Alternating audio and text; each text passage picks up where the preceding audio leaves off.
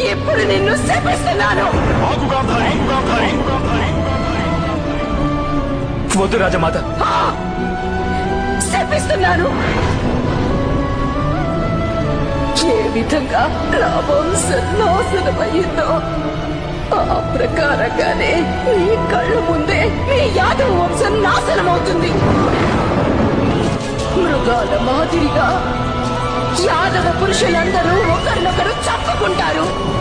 ఏ ప్రకారంగా మా నగరం దుఃఖంలో మునిగిపోయిందో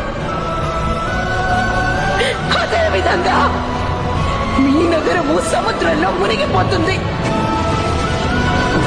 మీ నగరంలోని సువర్ణ భవనాలు సముద్రంలోని ఉప్పులో కరిగిపోతాయి.